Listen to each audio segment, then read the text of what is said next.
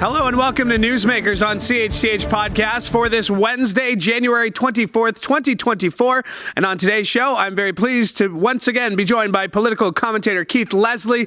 Keith, let's jump right into it. If Doug Ford's New Year's resolution was to leave the Greenbelt behind him, that has failed.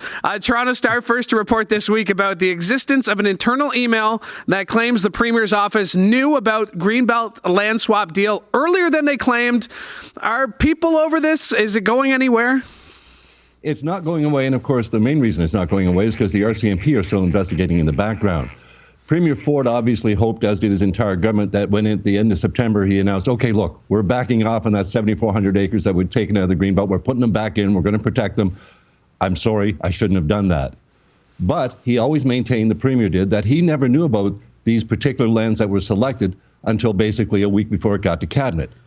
Well, that's why we're getting into the weeds here, but it's important to know because basically these latest emails that were uncovered by Rob Benzie at the Toronto Star and through the NDP, Freedom of Information, they found that basically people were talking in the Premier's office and the Housing Minister's Chief of Staff and the Premier's Principal Secretary were talking about these specific lands weeks, maybe months before the Premier told us that his office was involved in this. The whole point being that, the government is saying that this former Chief of Staff to the Housing Minister, Brian Amato, who has since resigned from government, that he picked 14 of these 15 lands, and it was all on him, and the government had really no input. And the more and more we hear about this, it appears that the Housing Minister's office and the Premier's office absolutely had not only had input, there was meetings going on behind the scenes. We heard about, former Principal Secretary of the Premier going to Vegas with some of these developers and some of these other staffers. It's all tied up too much. It still smells to high heaven, quite frankly. So even though the Premier backed down and the lands are back into the Greenbelt, there's still an awful lot of problems with this whole file, including the fact that some of these developers that stood to make like $8.3 billion are fighting back in the government now. They want those lands taken out of the Greenbelt again. So the government can't win for trying on this one because they screwed up badly in the first place. Well, you've mentioned that, and I do want to bring it up because the Trillium has a recent report here that highlights some of those lands. Some are in Grimsby. There's quite a few here in Hamilton. Yep. How does Doug Ford move past the Greenbelt? Can he? I mean, we mentioned the RCMP investigation that's going on in the background. Marit Stiles has made it very clear, with this Freedom of Information request, she's not going to drop it anytime soon. How can he try to move on if you were giving him any advice? Well, I guess you could try and distract us by, say, giving a sole source contract for Service Ontario centers to we'll get there. Staples, to an American business company. But that's it. Like, literally, we thought that the new year would bring a quieter government, more thoughtful government, showing us some new ideas going forward. And as you say, trying to put that Greenbelt behind them as much as they can, at least until the RCMP finishes its investigation. But what we have now is the NDP has requested that the Auditor General look into this latest memo, to look into the timing of this. Did people lie to the Auditor General? Did they lie to the Integrity Commissioner? Remember, it was reports from those two officers of the legislature that prompted the government to finally admit it had to put those lands back into the Greenbelt. So all of this is just hanging. It's a millstone around the neck of Doug Ford and the PC party. It's not going away anytime soon because all these questions remain to be answered. And every day, it seems, or every week, we hear of new ties between high-level operatives in the Premier's office, in the Housing Minister's office, and developers. So these ties are far, far too tight. And remember, we've still got all that stuff going back. I mean, there's still jokes about, the Premier using his daughter's Stag and Doe as a fundraiser with the developer, the PC party's fundraiser, selling tickets to developers at $150 a head. All of this still stinks to high heaven, and I'm afraid it's not going to go away anytime soon for the Ford government. And of course, there is a brand new Auditor General, Shelley Spence, and we'll see how she wants to make her mark and how she wants to attack this because, it's not just this. We also had the Green Party. We had Mr. Schreiner on here last week. He was asking for a dollar-for-dollar audit on one of those deals that you mentioned. Let's talk about that. The Service Ontario sole-sourced contract. What do you make of this? And optically, it doesn't look good, does it? No, it seemed from a communication point of view and from just a political standpoint, What we have, the government's position is, it wants to increase the hours for Service Ontario, that 9 to 5 doesn't cut it for a lot of people, and that may be true. But what we have here is private contractors. This is not, government employees. These are private businesses, small business operators that have been operating these Service Ontario centers. The one in St. Catharines for up to, I think it was 18 years. And they got a letter in November saying, you're out of business as of January 31st. Because we're giving this to Staples, a U.S.-based hedge fund-run, heavily debt-ridden company, and we're going to pay to put the kiosks in those stores. We're going to pay to construct them, all that sort of thing.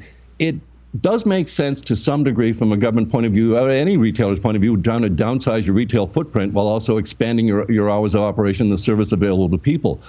But it's the question of awarding it as a sole source contract. No one else had heard about this. No one had a bid on it. And all of a sudden, Staples is getting 11 of these formerly private-run stores or Service Ontario outlets, now going to Staples. 2 are going to go to Walmart, but they're still going to be operated apparently by the small operator that operates them now.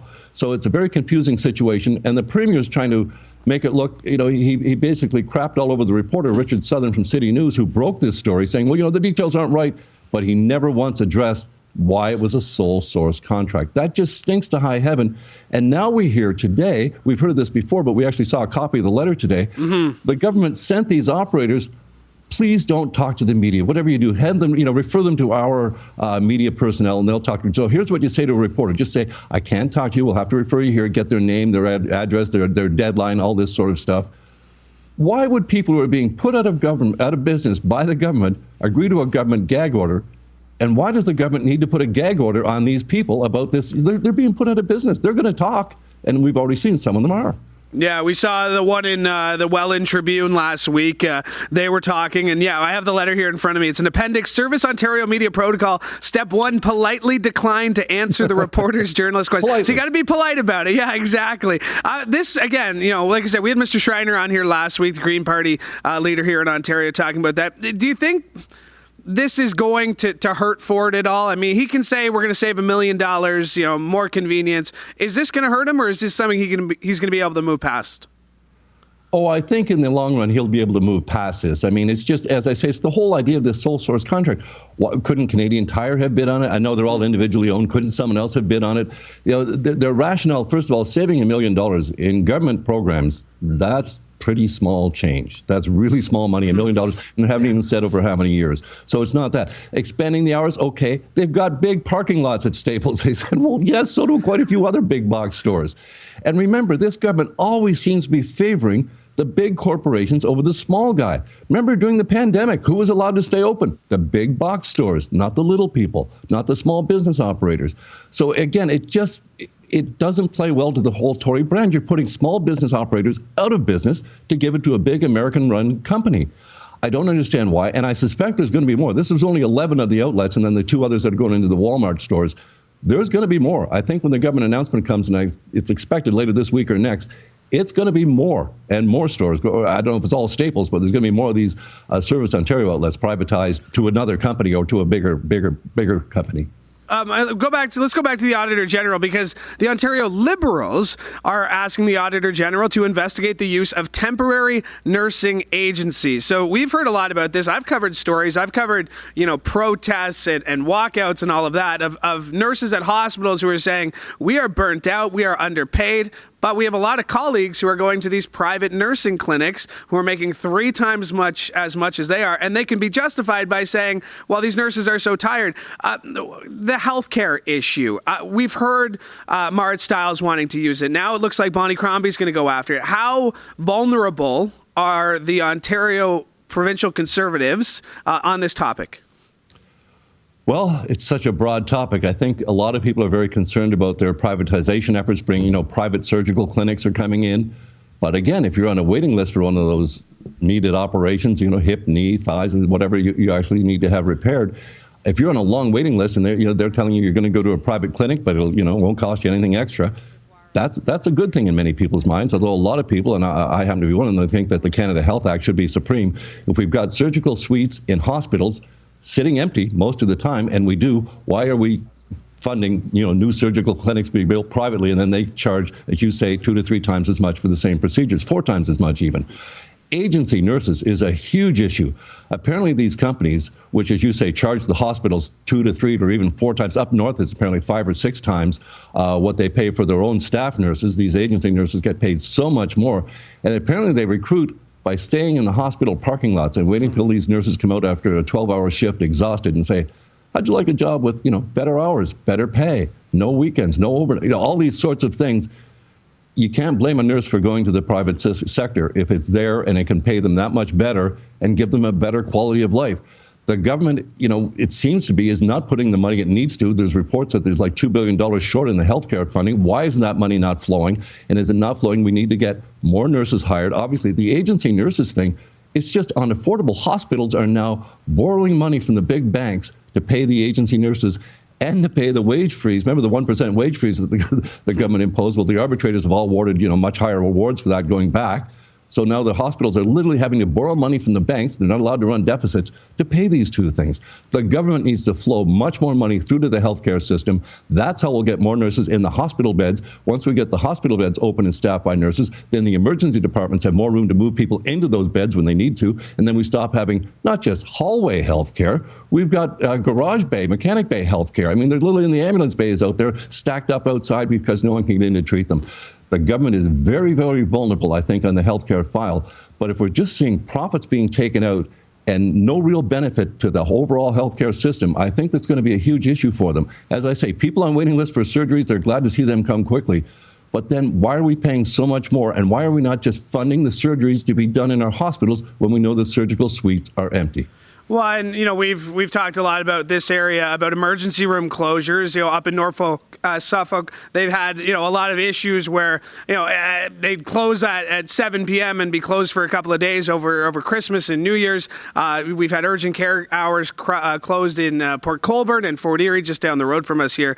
I think healthcare is going to be one of those topics that we see MPP Styles go after. We see Bonnie Crombie go after as well. And speaking of Bonnie Crombie, I had her on the show last week as well. And, she's in an interesting spot. She's not a sitting MPP, but she's the leader of the Ontario Liberals, and she's tasked with bringing the Liberals back into relevancy. How does she go about doing that, Keith? Well, I think she's well on her way, and it started with, raising $1 million in December. She set out this really ambitious fundraising goal, and she said it. And I'm sorry, but it comes right down to that in the end. You win elections with money. And the Liberals are, of course, they're not in debt anymore. So any money she raises now, they can put towards their campaign war chest. And the Conservatives are, of course, far, far ahead of them in the fundraising game. They're way better positioned financially. So the Liberals, they need to get a lot more money in their war chest. And Bonnie Crombie, I think, as well, is out working the province. She's going out. She's going to be doing those church hall meetings and those small basements and all that sort of stuff, meeting with Liberals and firing them up, getting them ready for that next election and saying, look, forget about the NDP. We're the opposition in waiting. We could be the government in waiting if we get our act together and get enough people motivated out and vote. I think Crombie is, she's the leader that the Liberals are looking for. They need someone who's going to fire them up. And not being in the legislature is not going to hurt her that much because, quite frankly, everyone knows, question period's a bit of a theater show. And afterwards, everyone gets a quick comment or whatever, so what? Going out and meeting people face to face, showing them that you're someone that they want to vote for, that they want to support. That will do her much better, I think, than actually being in the legislature and, trying to throw a few questions at Doug Ford, who, quite frankly, is rarely there and never answers them anyway. Now, if we're looking ahead to, 2026, the next provincial election, what would a win look like for Bonnie Crombie? Would it be picking up a couple of seats in by-elections that may or may not happen? What would a successful 2024 look like? You mentioned the fundraising numbers. They're touting that. The NDP were quick to tout their own fundraising numbers as well. But what would Bonnie Crombie look back on 12 months from now and say, that was a good first year as leader? Well, on their way into that election, if they can get even, anywhere close to official party status, pick up a couple of by-election wins, that would be really good for them, give them a little bit of momentum. When it comes to that 2026 election, though, they've got to really just, knock the NDP right off that opposition perch and go to be at least the official opposition. If not, Doug Ford, if he stays on, is going for his third term. Three-term governments rarely get reelected. People are ready to toss them out at that point. So Bonnie Crombie could have a real shot at becoming premier if the Liberals do the work, set the right policies, and don't try to be everything to everyone, but actually set some firm policies that people can get behind and vote for, and don't just say, we're not Doug Ford. Well, neither are the NDP. You have to have something else to offer people. Now, how do you think they go about getting seats from? They're going to need some PC seats. That's clear. There's. I think the GTA is entirely blue, basically. So, on top of taking away PC seats, how will they bite into that kind of the left-leaning orange of the NDP to try and bring them over to red? Well, it seems that's a tougher fight, it seems, these days, that a lot of the NDP, when they lose votes and lose seats, they seem to lose them to the Conservatives. People were just bypassing the Liberals completely for the last couple of elections. So they have to get themselves, insert themselves back in there and show them that, NDP voters should never be voting NDP or voting for the PCs. If you are unhappy with your NDP candidate, or if you think they're too far to the left, the Liberals are your happy center. We're your medium, your medium ground that they've always had. I think it was David Peterson once said, well, Liberals, we get on the middle of the road, get on that center line, and kick everyone else off it. And that's essentially what the goal is for the Liberals, because Ontario is very much a middle of the road province. I mean, we tried the Bob Rae NDP thing once. I don't think they're doing that. It's like Mr. Christie. They're not going to do that again. So they're going to, I think it's between the Liberals and the Conservatives for the next election in 2026, if Crombie can develop the momentum between now and the election date. Yeah, it'll be a very interesting couple of years here in Ontario politics. I just want to talk to you real quick about budgets. We see a lot of municipalities going over their budgets, and the stories that we've seen, a lot of them are putting it on the province, saying we've had all this downloaded onto us from the province. The Hamilton Council is saying that it would be this much if the province was just stick to what they had previously given us. Is it time for these upper tier governments, whether it's provincial or federal, to be bailing out, maybe that's not the right term, but bailing out municipalities at this point where we see property taxes of 8%, 9%, 10%? Well, I think the other municipalities in Ontario, the 444 that aren't Toronto, absolutely are looking for the same sort of deal Toronto got. And the municipalities are creatures of the province, not the federal government. So they should get help from the feds when it comes to immigration issues and people coming in, homeless, we can't shelter them, that sort of thing. But most of these issues are provincial issues. Doug Ford and the PCs need to strike a better deal with municipalities and get them right. A lot of it is, those lost development fees from that crazy housing plan that they've set themselves back almost 2 years at this point. The municipalities need those monies. They need the funds up front, and they can't afford to do anything at this point. And trying to offer voters 8 and 10% tax increases is just a recipe to get your bum kicked out of office in the next election. People can't tolerate that. Food prices, gasoline, everything is so high. I know StatsCan says it's coming down. The Bank of Canada hold it. It's still really, really ridiculously high cost of living for most people. So the government has to address that and address it somehow squarely on. Just nibbling around the edges isn't going to do it. Well, because they're asking, province is asking municipalities, these big city mayor powers, you make the budget. If you're the mayor, you can override things, you can veto things. They're asking, build more houses. It's been a long time since we've heard 1.5 million homes from Premier Doug Ford. How does he get back on track with that messaging? We talked about putting the Greenbelt behind him, but his messaging has been 1.5 million homes for the last 12 months, it seems. How does he get back to that messaging? And more importantly, how does he plan on getting these houses built, do you think? Well, he needs to give the municipalities, and they've made this point to him, and I think it's finally sinking in with the provincial government, that they don't control the housing starts. The developers do. So they can't meet those targets to get that special fund he set up. If you meet 80% of your housing target fund, we'll give you a bunch of money. Some municipalities qualified. Most did not. So the province is rethinking that whole program. No, they have to get that money out to municipalities without making them jump through hoops for it, because they aren't in control of when developers put the shovels in the ground. They may approve the permits, but that doesn't mean the development's going to start next week, next month, or even next year in many cases. So the government, how it's going to get its housing targets back on track, we already knew it was way ambitious. They're basically trying to build twice as many homes every year for the next 10 years than we've ever built in 1 year. And in the first year and a half, they're way behind the eight ball. They're way behind targets because of their own ineptitude on their whole housing program, the Greenbelt. All of that just set everything so far back. And now their ministerial zoning orders, which were supposed to, speed up the process and, administer exempt local planning to override them and allow a development to go ahead. It turns out most of those ministerial zoning orders that they handed out like candy didn't result in anything being built. So the province has really messed up its housing strategy big time in all of this. And to get it back on track and get 150,000 houses built a year, I think at this point is a pipe dream. Well, I think, we've had a lot of announcements locally about the Housing Accelerator Fund from the federal government. Mm-hmm. How much do you think the Ford government in the next year and a bit will use the unpopularity of the federal Liberals in building themselves up or blaming their problems on Justin Trudeau? Do you get the sense that could be a working strategy for the Conservatives, considering just how unpopular Justin Trudeau is right now? Oh, they're going to try it for sure, and they're going to blame the Bank of Canada's high interest rates and the federal Liberal government, as you say. But you know what's making some interesting developments for the federal government is Housing Minister Sean Fraser making these one-off deals with each municipality. Those are direct money to the municipalities for housing, something Doug Ford is not doing. So you're seeing a lot of municipalities actually jumping on board with the Fed, saying thank you. So while I still think they're doomed in the next federal election, they are making some great inroads on this really difficult file of housing. So if they can do that, why can't the Ford government do that? That's going to be the question most people are asking. But of course, absolutely, Doug Ford and the PCs are going to campaign hard against Trudeau and the Liberals, as both the Liberals and Trudeau did against Doug Ford. They'll do it again with each other. And then afterwards, if they have to play nice and do government agreements, they will do that too. We'll see. It should be an interesting 12 months, 24 months, 36 months. Keith, really appreciate your insights as always. Thanks for doing this.